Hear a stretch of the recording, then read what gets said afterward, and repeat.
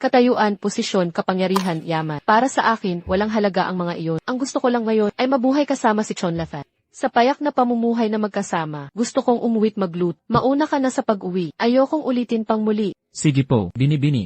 Igagalang ko ang desisyon niyo. Subalit may nabalitaan ako.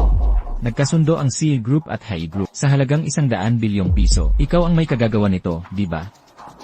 Iyon ang regalo kong handog para kay Chonlathan sa kanyang kaarawan. Nauunawaan ko po. Kung gayon, kung mayroon mang, maaari ninyo akong kontakin. Paalam muna po. Tama na. Sige na, umalis ka na.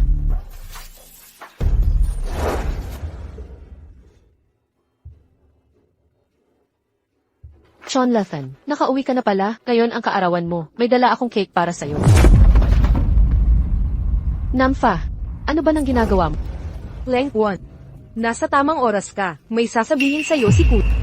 Ano na mga sinasabi mo?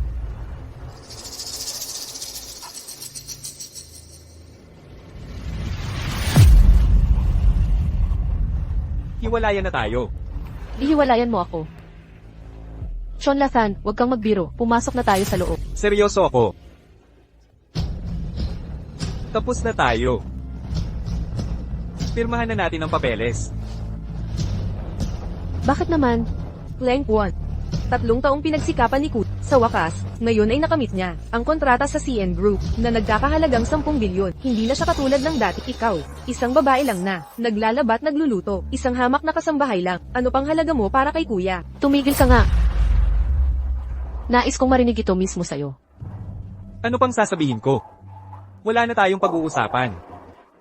Tayo'y hindi na magkatugma sa iisang mundo. Ikaw, hindi mo na ako kayang pantayan. Naiintindihan mo ba? Ako si Chonlathan, nangangailangan.